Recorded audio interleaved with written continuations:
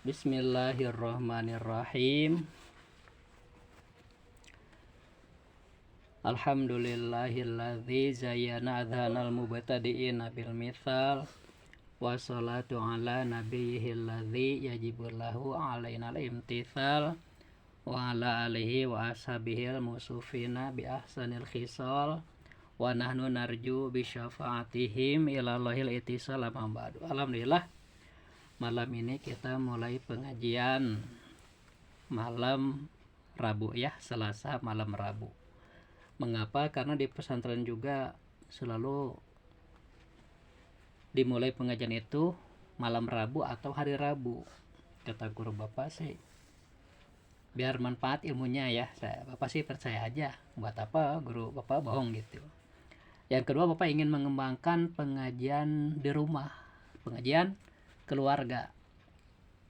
Tentu sebelum mengajar di rumah orang, di rumah sendiri dulu ya. Itu kan ya. Idealnya begitulah, jangan sampai kita aktif ngajar orang kok di rumah nggak diajar gitu. Kan nggak enak. Nabi sendiri sebelum ceramah ke orang lain tuh ke keluarga dulu begitu ya. Jadi ini beban sebenarnya buat bapak ya, sebagai pengajar kita harus mendahulukan diri dan keluarga kan. Ibda binafsik begitu ya, kaidahnya dalam agama itu. Dahulukan diri kamu gitu, terus keluarga, baru orang lain gitu. Jangan curang, orang lain suruh ngaji, kita sendiri keluar sendiri dibiarkan ya. Ya nanti tamu yang murid kabitis gitu ya. Bapak nggak mau ya, karena ajaran agama kita itu benar. Dan Al-Quran sudah memerintahkan kan, wa'mur ahlaka bisolah wastabir 'alaiha. Perintahkanlah keluargamu untuk melaksanakan sholat. Keluarga itu kan anak sama istri ya. Kita sebagai kepala keluarga wajib mengajar.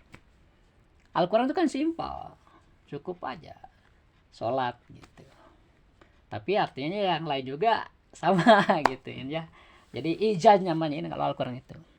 Ijaz itu sedikit lapad tapi banyak makna. Apa Anwar? Ijaz namanya ya. Ijazul Quran, disebutnya mukjizat kan.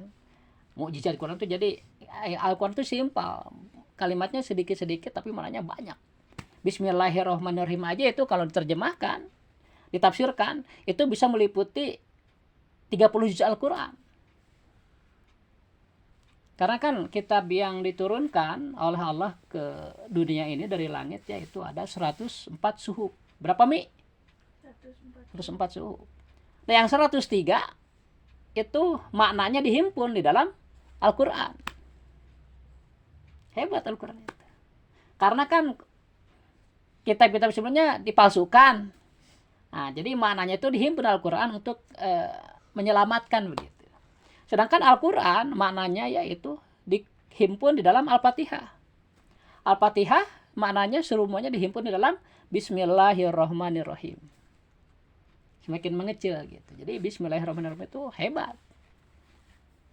Kalau mau diterjemahkan sebelum habis terjemahannya keburu meninggal yang meninggal umurnya keburu habis gitu. Itu luar biasa Al-Quran ya, karena mujizat Al-Quran itu kan, mujizat. Jadi tadi Bapak sampaikan kepada kalian dalil bahwa Allah mewajibkan kita sebagai kepala keluarga untuk mengajar keluarga, yaitu anak dan istri. Kemudian diperkuat oleh Nabi in, muru awladakum bisolah. Kalau Al-Quran bahasanya kan wa'mur ya, wa'mur, perintahlah. Wa'mur ahlaka bisolah gitu. Al-Quran itu wa'mur, perintahkanlah ahlaka keluargamu bisolah untuk melaksanakan sholat gitu. Wassobir alaiha, dan kalian harus sabar terhadapnya gitu. Jadi ketika mengajar itu kita harus sabar ya, jangan memaksa gitu. Tapi harus masuk gitu. Nah, Nabi memperkuat itu. Bahasa Nabi, muru auladakum bisolah wahum abna'u sab'in gitu. Perintahkanlah anak-anakmu untuk melaksanakan sholat ketika mereka minimal usia 7 tahun. Kalau 9 tahun tidak mau melaksanakan sholat, sudah boleh dipukul, tapi ghairu mubrihin, pukulan yang tidak menyakitkan. Maksudnya mendidik ya, mendidik. Bagusnya sih jangan sampai dipukul ya. udah sholat gitu, karek di polototan oge sholat gitu. Tapi kan gimana orang tuanya ya, kalau orang tuanya nggak sholat, anak suruh sholat suka susah gitu. Ya kita dulu harus sholat gitu, jadi anak juga ngerti, kadang nggak disuruh juga sholat juga mereka, kan sholat itu ada waktunya, ada awal ada akhir gitu. Jadi selama waktu sholat ya, boleh dilaksanakan sholat itu di awal, di tengah, di akhir, tapi yang terbaik di awal ya, syukur-syukur berjamaah gitu untuk laki-laki di masjid. Tapi jangan selalu di masjid semua gitu kan, misalnya sholat sunat juga di masjid. Jadi kata Nabi, jangan dijadikan rumah itu sebagai kuburan itu di situ, jadi sebagian sholat di rumah juga gitu, yang pentingnya aja di masjid gitu. Nah, kemudian para ulama memahami mana hadis itu. Kata ulama, Nabi kan menyuruh sholat ya, menyuruh kepala keluarga memerintahkan keluarganya untuk sholat. Sholat itu kan nggak sah jika tidak wudhu, artinya wudhu juga harus diajarkan. Nah, wudhu juga nggak benar kalau tidak mengerti tentang bab air, artinya bab air harus diajarkan juga. Makanya para ulama mengambil kesimpulan, jadi hukum itu bahwa yajibu taklima auladahum. Begini kalimatnya itu. Wa'lam anahu yajibu alal abai wal ummahati. Ketahuilah wajib bagi semua bapak dan ibu. Bapak dan ibu. Jadi maksudnya bapak atau ibu gitu. Itu artinya fardu kifayah. Kalau bapaknya sanggup, ibunya enggak apa-apa. Kalau bapaknya enggak sanggup, ibunya sanggup, silahkan. Tapi kalau dua-duanya enggak sanggup, berdosa. Itu maksudnya yajibu alal abai wal ummahati. Jadi wal di situ bimana au. Wajib kepada bapak atau ibu. Kan wa itu artinya dan. Yajibu alal abai. Yajibu wajib alal abi kepada bapak-bapak wal ummahati dan ibu-ibu, maksudnya au atau ibu-ibu begitu. Jadi wau ada bimana au gitu. Dan tapi mananya atau memilih. Jadi fardu kifayah itu orang tua tuh ngajar itu. Kalau tidak bapaknya, ibunya yang wajib. Ya, salah satunya. Mungkin saja bapaknya tidak ke pesantren, tapi istrinya orang pesantren, ngerti ngajar gitu. Wajib ke salah satunya. Kalau dua-duanya tidak mengajar, berdosa. Kecuali keduanya punya biaya. Nyuruh orang ngajar ke rumah misalnya. Itu dibayar kan? Nah, karena dibayar itu jadi dianggap orang tuanya yang mengajar. Ya, memang mengajar. Tapi kalau orangnya nggak membayar, si anak sendiri ngerti belajar ke pesantren sendiri misalnya, itu mah murni gurunya hibah ilmu begitu. Ya, jadi bagusnya sih kalau bisa usahakanlah. Quran mah ulah kubaturin ya.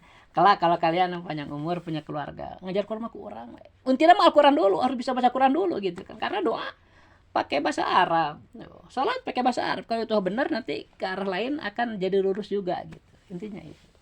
Bapak alhamdulillah sekarang Bapak rasa sekalian udah bisa baca Quran ya. Mama juga kan udah lancar walaupun jarang baca misalnya. Omi juga udah mulai lancar ya. Apalagi teteh pernah sampai puncak teteh ya. Waktu belum menikah itu pernah Bapak tes. Hebat ngaji Quran teteh. Enggak tahu sekarang lidahnya atau enggak. Al-Quran itu harus selalu dibacain. Kalau kita berapa bulan kebaca, lidahnya keras lagi. Itu ya masalah Quran. Jadi kelenturan lidah. Kalau kita jarang baca Quran, jadi jika itu bisa gitu. Keluh lidahnya. Makanya tolonglah setiap hari baca Quran lu saya itu ayat. Paling dikitnya mungkin sih seayat tuh ayatnya. Sehalaman lah setidaknya, satu ruku lah gitu. Paham Onar ya? Nah, pahami? Nah. Jadi kewajiban mengajar itu kemudian jadi hukum Islam, wajib alal abai wal ummahati ta'lima auladahum atau harota wasolata wasairah sering akhirnya begitu. Wajib kepada salah satu dari ibu atau bapak ini mengajar anak-anak mereka tentang toharoh, cara bersuci, wasolat dan sholat, wasairah sering, dan semua hukum Islam wajib diajarkan. Nah, yang wajib diajarkan itu intinya ada 4 ilmu. Pertama ilmu tauhid, ya, ilmu akidah, keyakinan, berkaitan keyakinan. Ini tuh paling sedikitnya memahami 50 akidah ini. Itu udah cukup sebenarnya. Secara standar ya, Islam 50 akidah. 50 akidah ini adalah makna dari la ilaha illallah Muhammadur Rasulullah. Dari la ilaha illallah ya, tiada Tuhan selain Allah, itu kita mempelajari 41 sifat. 20 sifat wajib, 20 sifat mustahil, 1 sifat jaiz. Kalau akidah kita tidak diajarkan ini, itu pasti sesat. Jadi cuma satu Islam itu kan. Ya. Inna dina indallahil Islam. Ajaran Islam itu hanya satu yang diterima oleh Allah itu. Ajaran akidahnya ini. Minimal 41 sifat tentang sifat Allah dan 9 tentang sifat Rasul. Jadi 50. Kalau tidak diajarkan yang 50 ini, pasti orang itu sesat. Karena yang 50 akidah ini penangkal kemusyrikan. Kalau orang tidak mempelajari ini, pasti sesat. Walaupun dia orang baik gitu. Apalagi tidak belajar. Dosanya dosa besar itu. Itu yang menjadi beban kita sebagai kepala keluarga ya. Jadi kalau mau ke surga itu jangan cuma kita sendiri gitu. Ajak anak, istri gitu. Kadang kalau anak istrinya berbeda akidahnya dan nggak diajar orang tuanya, sampai meninggal misalnya, nggak sempat ngajar, di akhirat jadi musuh anak sama orang tua itu. Anak nggak mau ke neraka kan. Karena bodoh, dia harus masuk neraka. Dia menyalahkan orang tuanya karena sudah jelas kewajibannya kepada orang tua.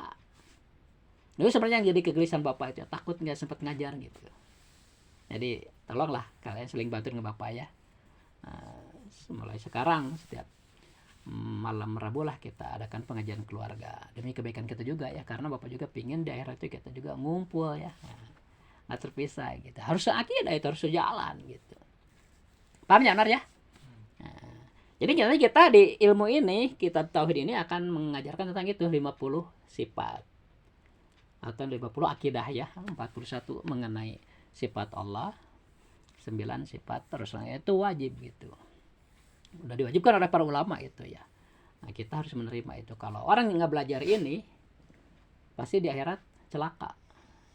Kadang di akhirat itu kan nggak mati lagi, ripuh gitu ya.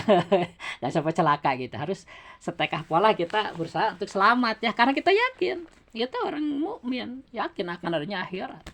Dari itu hidupnya sebenarnya akhirat, karena nggak mati lagi. Kata Nabi, an-nasu nuyamun. Orang itu di dunia ini seperti orang mimpi. Ketika mereka mati, baru mereka bangun dari mimpi. Jadi ketika kita nanti di alam mahsyar, kok dunia itu terasa sebentar, gitu. Seperti mimpi gitu.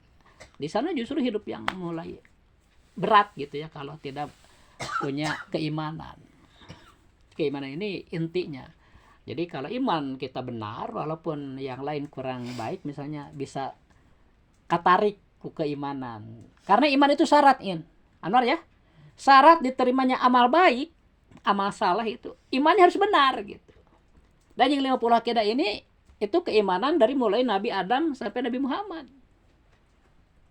Sama itu akidah itu, dari Nabi pertama sampai Nabi akhir itu sama akidahnya, tidak berbeda. Sedangkan syariah berbeda-beda sesuai dengan kebutuhan zamannya kan ya. Kayak zaman Nabi Sulaiman boleh nikah lebih dari 100 juga. Di Nabi Muhammad nggak boleh gitu. Minimal 4 maksimal 4 ya untuk umat Nabi Muhammad. Itu beda-beda, tiap nabi nggak sama. Seperti Nabi Adam dulu, beliau hanya sholat kalau nggak salah subuh aja ya. Kalau kita kan sekarang 5 waktu lebih komplit gitu. Jadi Nabi juga nggak semuanya sholat. Jadi sholat itu dulu yang 5 waktu itu siap Nabi itu beda-beda gitu. Ada 5 Nabi gitu, dikumpulkan di Nabi Muhammad. Nah, sedangkan Nabi itu kan banyak, ada 124.000 Nabi. Nabi dan Rasul yang wajib kita hafal namanya cuma 25 di Al-Quran. Jadi kalau kalian udah hafal bagus, kalau enggak nanti harus menghafal lagi. Berdosa itu ya, enggak hafal Nabi yang 25 itu. Karena kita di akhirat jadi saksi nanti. Banyak orang-orang kafir menolak gitu, bahwa mereka enggak menerima dakwah. Nanti kita dijadikan saksi oleh Allah. Betul enggak begitu kan? Kita menyaksikan ada Nabi itu, seperti Nabi Isa kan, itu bukan Tuhan. Jadi banyak kerjaan nanti di akhirat itu ya. Ada pemeriksaan nanti. Itu ya, jadi yang intinya yang wajib belajar itu ini pertama 50 akidah ya. Nah, jadi rukun iman itu kan 6. Pertama iman kepada Allah, 2 iman kepada ya, ketiga kitab dulu, keempat Rasul, kelima ya hari akhir, keenam Qada dan qadar. Terus apa tuh? Kata Nabi, antumina billahi wa malaikatihi wa kutubihi wa rusulihi wa bil yaumil akhir wa bil qadari. Nah, gitu. Ini semuanya harus kita imani. Disebut akidah, satu ikatan. Karena jika orang itu beriman kepada rukun iman pertama, tidak kepada rukun iman kedua, tetap kafir. Iman kepada 1, 2, 3, 4, 5, tidak ke 6, tetap kafir. Jadi walaupun 6, dia satu kesatuan. Beda dengan Islam. Kalau Islam, Anwar, orang baca syahadat, sholat, nggak zakat, misalnya, nggak haji, tetap aja Islam dia, Muslim. Karena bukan satu kesatuan. Ya, itu bedanya. Atau misalnya orang itu syahadat, sholat, nggak zakat misalnya, nggak saum, nggak, tetap aja Muslim disebutnya. Tapi kalau rukun iman nggak ada salah satunya, menurut ulama itu kafir. Makanya seperti apa HTI itu kan, dia itu mengingkari rukun imannya ke-6. Jadi hanya 5 yang mereka yakini, tetap aja keluar dari Islam itu. Tapi itu untuk keyakinan kita ya, nggak boleh kita ada pernah kamu HTI ya kurang rukun imannya doang, kamu nggak boleh itu. Jangan ya, walaupun kita benar itu keyakinan hati benar itu, tapi nggak boleh diucapkan kecuali kita diminta di forum untuk menjelaskan gitu ya, baru boleh gitu, atau di pengajian baru boleh. Jadi tetap kita harus menghargai ya perbedaan itu tetap ya.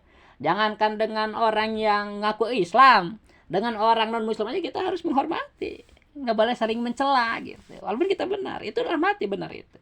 Ya, kita ibadah harus yakin dalam hati itu kita benar nih. Ini yang kita lakukan benar. Tapi nggak boleh kita ucapkan. Jadi seolah-olah sombong gitu ya. Jadi yang mengatakan kamu Muslim bukan, insya Allah saya Islam, harus pakai insya Allah gitu. Insya Allah saya Islam. Jadi nggak boleh ada sifat aku gitu, keakuan, angkuh ya. Kalau orang Islam, kamu bukan, kamu neraka lah, nggak boleh gitu ya. Jadi cara-cara dakwah Wahabi itu tidak sesuai Islam sebenarnya.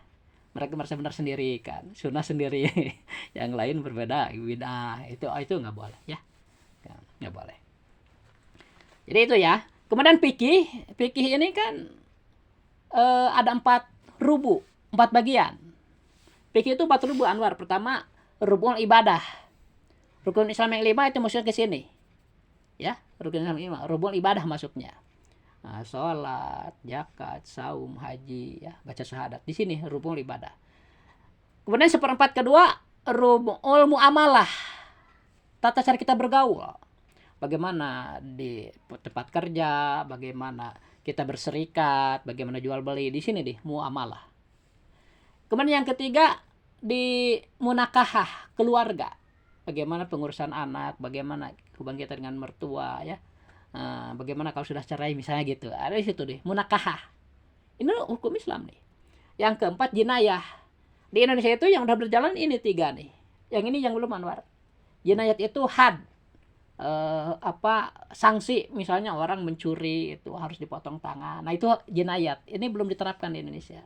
Jadi sebenarnya kalau hanya 4 ini ya, yang 3 sudah berjalan berarti 75% hukum Islam itu udah dilaksanakan di Indonesia. Ya. Sedangkan yang ingin menegakkan negara Islam itu mereka berpikir hukum Islam itu hanya ini. Jadi ketika pencuri belum dipotong tangan tuh hukum Islam belum tegak katanya. Itu mereka karena bodoh, nggak tahu hukum Islam itu apa. Wah, 75% Indonesia udah pakai loh hukum Islam. Walaupun tidak secara resmi negara ya. Nah, dalam kehidupan sehari kita pakai itu. Hanya ini aja yang kurang bahkan. Tetapi ini pun harus syarat. Misalnya kita mau terapkan hukum jinayat nih yang mencuri potong tangan, itu harus ekonomi itu merata dengan orang miskin. Sehingga orang mencuri itu murni profesi, bukan karena kelaparan. Baru itu boleh hukum Islam ditegakkan. Kalau masih ada yang mencuri karena kelaparan, itu nggak boleh dihad malah. Bantu.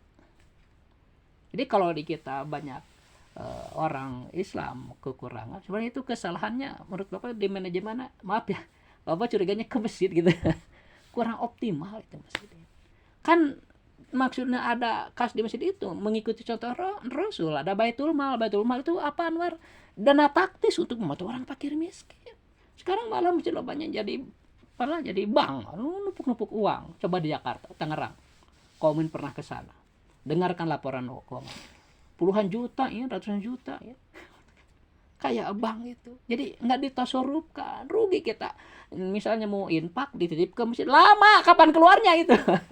Jadi kalau bisa kita langsung aja, dan lebih dulu ke orang yang dekat kita, tetangga dekat kita. Si anu pasti nggak punya beras nih, walaupun kami minta, kita kasih ke situ. Jadi terhambat ini sebenarnya ke masjid itu, zakat wakaf itu salah pengelolaan, salah. Kemarin juga awal dititipin waktu lebarannya bulan puasa kemarin, ada warga RT 2 ngasih ke bapak uang berapa, 7,5 nggak salah, 700, tolong dibagikan.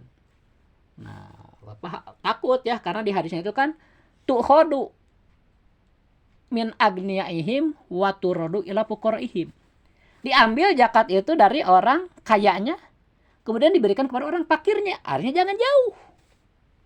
Itu kan yang mau zakat warga RT 2, berarti harta itu harus kembali ke warga RT 2. Ini yang zakat orang kaya misalnya ya, nah, harus diberikan kepada orang miskinnya di sekitar itu juga. Bapak bagikan ke situ juga ya. Dia mintanya anak yatim aja, kata bapak. Di dalam asnaf zakat itu kan ada 7, ada berapa? 7, 8 ya, kalau nggak salah 8 golongan yang menerima. Tapi kan sebagian udah nggak ada, Anwar ya. Minimal harus ke 3 asnaf. Terus dia bilang, ya gimana baiknya Pak? Gini aja saya sarankan. Jadi pertama ya anak yatim, kebetulan ada di situ. Yang kedua golongan fakir miskin. Yang ketiga jompo gitu. Mungkin dia gorim ya. Setuju ya, ini bapak bertiga, bagi rata 3 ya. Bagi rata dia masing-masing dapat berapa? 225, sisa 25 Pak kasihkan ke kas RT-nya. Kan bapak nggak tahu datanya ya, minta ke RT kan, Bu mana nih yatimnya, ayo padang aja di anu, kasihkan bapak. Mana orang jomponya ada, mana orang itu yang nggak bisa melihat gitu kan. Alhamdulillah kita takut salah. Misalnya di sana RT 2 yang kita sebar di RT 1, RT 3, itu udah keliru, tidak sesuai dengan peruntukan. Seperti sekarang amil-amil di masjid ya, siapa yang angkat mereka? Jadi amil untuk zakat itu harus diangkat oleh ulil amri. Kalau sekarang Pak Jokowi misalnya ya, ulil amrinya ya di kita ya. Karena dia beragama Islam. Misalnya memerintahkan nih Pak Endra ini angkat jadi amil. Atau mungkin gubernur lah, atau mungkin wali kota lah ya. Nah, yang menugaskan itu sah amil. Jadi sebenarnya sekarang itu nggak sah. Mereka membentuk amil sendiri gitu kan, nggak sah. Jadi paling sebenarnya bukan amil, kita wakil ya. Kalau wakil mereka nggak dapat sebenarnya. Jadi kalau mereka membuat bagian sendiri amil, itu jatuhnya jadinya bukan amil. Misalnya dia itu gorim, pasti orang punya utang Januar ya, nah, jatuhnya ke situ, ke gorim. Atau dia fakir atau miskin misalnya, tapi walaupun tulisannya amil, dia dapat bagian ngambil sendiri misalnya, jatuhnya ya ke salah satu itu, fakir miskin atau gorim, karena ambilnya nggak sah. Ini bukan menurut bapak juga, banyak orang-orang usaha sekarang tuh udah pada paham gitu, karena memang di fikih diwajibkan. Jadi kalau amil yang di zakat itu harus diangkat oleh ulil amri, oleh pemimpin, ditunjuk langsung. Jadi banyak permasalahan tuh belum beres sebenarnya ya. Jadi kalian harus mengerti lah. Untuk negara Islam itu nggak mudah. Bapak waktu di Singapura juga pernah ada anggota DPR Pak Cecep ya, Anwar Cecep Saripudin, udah meninggal sekarang. Dia bilang gitu. Dia juga sama pengen menegakkan hukum Islam di DPR, tapi kebanyakannya walaupun mereka Islam pada nggak mau gitu Anwar. Pada nggak mau, banyak sandungannya. Jadi bukan nggak berjuang. Orang kita berjuang di DPR juga ingin supaya hukum Islam diterapkan, tapi kan sandungannya ya itu sebab ya, hakikatnya mungkin belum ditakdirkan begitu ya. Itu ya. Jadi yang wajib diajarkan oleh orang tua itu ilmu hal disebutnya ilmu. Nah, itu ada 4. Pertama ilmu tauhid ya. Setidaknya 50 akidah itu ya. 41 sifat ketuhanan Allah dan 9 sifat Rasul ya. Nah, itu minimalnya. Kemudian tentang fikih paling sholat sebenarnya ya, sehari dipakai kan. Ilmu hal itu ilmu insan Anwar yang tiap hari dipakai. Akidah itu dipakai tiap hari, kita selalu berakidah kan, berkeyakinan bahwa kita harus meyakini Allah itu wujud, itu harus yakin. Kalau ragu-ragu aja murtad. Jadi selalu dibimbing dengan ilmu. Kemudian tajwid itu kan dalam sholat ya dipakai ya, itu wajibnya mengajar tajwid. Kalau akhlak itu memang wajib mengajarkan akhlak, tapi menurut Bapak ya, jika kalian mempelajari 3 ilmu ini aja nanti akan terbentuk akhlak itu. Ya. Nah, akan terbentuk sendiri karena kan di sini ada aturan-aturannya. Karena ini akhlak ini penyempurna untuk pelajaran tauhid dan fikih. Disempurnakan dengan akhlak ya. Nah, paling untuk akhlak tertentu harus kita jelaskan. Misalnya sabar itu bagaimana yang benar kan? Tawakul itu bagaimana, zuhud itu bagaimana, qanaah itu bagaimana gitu. Ngertos ya? Hari ngaji masuk tuh sabarnya. Baiklah, kita mulai saja ya. Nah, jadi intinya itu yang harus diajarkan udah kalian pahami ya. Kelak juga kalian kalau panjang umur usahakan ngajar. Makanya ini Bapak rekam nih. Nah, itu pentingnya ya. Jika kalian bisa mentransfer lagi nanti. Nah, berikutnya kita mulai saja ke pelajaran pertama ya. Ini Bapak bawa ilmu dari kitab namanya ini apa? Kitab Bajuri ya. Pengarangnya ini Syekh Ibrahim Al-Bajuri. Kitabnya itu Kifayatul Awam, artinya kecukupan untuk orang awam. Dalam Islam Anwar ya, yang disebut awam itu semua orang yang tidak mampu ijtihad. Awam. Sehingga Imam Bukhari sendiri, Imam Muslim itu masih awam Anwar dalam pandangan Islam itu.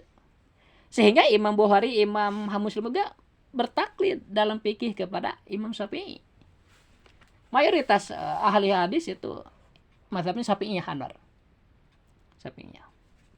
Karena termasuk awam. Apa maksudnya begini Anwar? Untuk menetapkan hukum, kita itu harus ijtihad.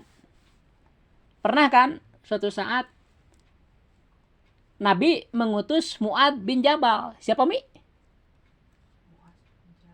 Mu'ad bin Jabal. Itu sahabat Nabi Mi. Sahabat Nabi ahli hukum gitu. Al-Quran itu hafal 30 juz. Banyak sahabat Nabi yang menghafal di luar kepala ya. 30 juz Al-Quran itu. Suatu saat di negeri Yaman itu kekurangan ahli hukum. Kemudian Nabi menyuruh Mu'ad ke sana mengutus untuk jadi qadi, jadi ahli hukum. Sebelum pergi di tasku Nabi teh Mu'ad itu. Wahai Mu'ad, kaifa taqdi idza ardalaka qadaun gitu. Hei Mu'ad, bagaimana caramu jika di sana nanti ada yang menyodorkan suatu kasus, ada masalah gitu, bagaimana caranya menyelesaikan itu gitu ya. Kata Mu'ad, akdi bi kitabillah. Ya Rasulullah, seandainya itu terjadi, saya akan menghukuminya dengan kitabullah, dengan Al-Quran. Nabi senyum, puas gitu. Wow, jawaban Mu'ad bener gitu. Kan kita juga kalau mau diangkat itu harus ada apa? Fit and proper test ya. Di tes dulu nggak bisa enak jadi jabatan langsung, nggak, harus ada ujian dulu kan. Sama itu juga interview ku Nabi langsung Mu'ad itu. Setelah gitu diam sebentar, Nabi bertanya lagi, Pak Ilam tajid bi kitabillah. Bagaimana wahai Mu'ad jika engkau tidak menemukan solusi hukum di dalam kitab Allah? Nah, ini Nabi sendiri sudah memprediksi suatu ketika akan terjadi tidak ditemukan solusi hukum secara langsung dari Al-Quran. Sehingga ditanyakan oleh Nabi ke Mu'ad itu. Bagaimana ya Mu'ad jika engkau tidak menemukan solusi dari Al-Quran? Jadi kalau orang kekeh kudu Al-Quran wae, keliru sebenarnya. Sebab Nabi sendiri sudah memprediksi ya, suatu saat akan ada kasus-kasus yang tidak ditemukan secara langsung solusi dari Al-Quran. Kata Mu'ad, Pabisunati Rasulillah. Ya Rasulullah, ketika saya tidak menemukan solusi dari Al-Quran, saya akan menghukumnya dengan sunnah Rasul, dengan hadis. Nah itu jadi sumber hukum itu pertama Al-Quran, kedua hadis. Karena memang fungsi hadis itu menjelaskan hukum-hukum yang tidak terdapat dalam Al-Quran. Jadi dua fungsi hadis itu. Ini ya. Pertama, menjelaskan maksud Al-Quran. Kedua, menjelaskan hukum-hukum yang tidak terdapat di dalam Al-Quran. Paham Anwarnya? Al-Quran itu, hadis itu dua fungsinya. Pertama, menjelaskan maksud Al-Quran. Kedua, menjelaskan hukum-hukum yang tidak terdapat di dalam Al-Quran. Itu fungsi hadis. Nabi puas dengar jawaban Mu'ad. Jadi kalau tidak ditemani Al-Quran akan memakai hadis. Tapi Nabi masih nanya, nah itu masalahnya. Fa'ilam tajid fi sunati Rasulillah wala fi kitabillah. Wah, itu paling berat pertanyaan itu. Lalu bagaimana Mu'ad jika engkau tidak menemukan juga baik di Al-Quran maupun di hadis? Dia bayangkan kalau kita ditanya gimana kita jawab, coba. Di Quran nggak ada solusi itu. Di hadis pun nggak ketemu jawabannya. Itu Nabi cerdas itu. Udah diprediksi akan ada kasus yang hukumnya itu tidak bisa dipecahkan baik oleh Al-Quran maupun hadis secara langsung. Tapi Mu'ad pinter, Mi. Sahabat Nabi itu pinter, Mi. Ajtahidu ra'i wala alu. Ya Rasulullah, ketika itu saya akan ijtihad tanpa ragu-ragu. Nabi senyum, kemudian menyimpan tangannya di dadanya. Alhamdulillah, segala puji hak Allah yang telah memberikan hidayah kepada sahabat Rasulnya sehingga membahagiakan Rasulnya. Berarti Mu'ad benar, sehingga Nabi bersyukur. Nah itulah ya hukum itu, Mi. Kalau tidak ditemukan Al-Quran, dicari di hadis. Kalau tidak dapat di hadis, harus ijtihad. Nah orang ijtihad ini tidak bisa semua orang ijtihad, Mi. Karena memiliki syarat yang banyak. Minimal harus paham dan hafal Al-Quran. Siapa sih yang mujahid itu? Nah kemudian Nabi mengatakan dalam hadis lain, ashabi kanujum bi ayyihim ihtadaitum ihtadaitum. Sahabat-sahabatku semuanya, kata Nabi, 124.000 sahabat Nabi itu. Kanujum, seperti bintang di langit. Bi ayyihim ihtadaitum ihtadaitum. Kepada siapapun engkau mengikuti, engkau akan dapat hidayah. Jadi semua sahabat Nabi adalah mujtahid. Banyak kasus-kasusnya itu ketika sahabat ijtihad dan dibenarkan oleh Nabi. Ya. Tetapi kan sahabat itu waktu itu mendukung Nabi, ya, mempertahankan Islam. Jadi tidak semua sahabat berijtihad, itu masalahnya. Anwar ya. Lagi pula kan hukum-hukum di zaman Nabi itu semua jelas oleh Nabi. Belum terlalu banyak gituin kasusnya. Beda dengan sekarang. Nggak terlalu kompleks gitu. Sehingga lahirnya mujahid yang benar-benar membuat, mengklarifikasi, meratifikasi hukum Islam itu terjadi pada masa tabi'in kalau nggak salah. Jadi kan Nabi mengajar sahabat, ya, itu kurun pertama 100 tahun itu. Kemudian sahabat punya murid namanya tabi'in 100 tahun kedua. Tabi'in punya murid namanya tabi'in sampai 300 tahun itu, Anwar, kata Nabi. Sebaik-baik kurun itu hanya itu. Zaman sahabat, zaman tabi'in, zaman tabi'in 300 tahun. Itu disebut zaman salaf. Ya, orang yang hidup pada kurun itu adalah salafiyah namanya. Sedangkan yang lebih dari 300 tahun itu kholaf namanya, ulama kholaf. Ada ulama salaf, ada ulama kholaf. Yang salaf itu hidup di antara 1 sampai 300 tahun. Nah, pada zaman sahabat tabi'in, ya, tabi'in itu banyak ada mujtahid gitu. Kata guru bapak itu ada 11 mujtahid yang benar-benar meratifikasi seluruh hukum Islam gitu. Tetapi dari 11 ini hanya 7 yang dibukukan, yang mudawan. Dari 7 ini hanya 4 yang lengkap, yaitu Imam Hanafi, Maliki, Syafi'i, dan Hambali. Sehingga para ulama, nah akhirnya ada ijma, konsensus. Kata para ulama itu, jika umat Islam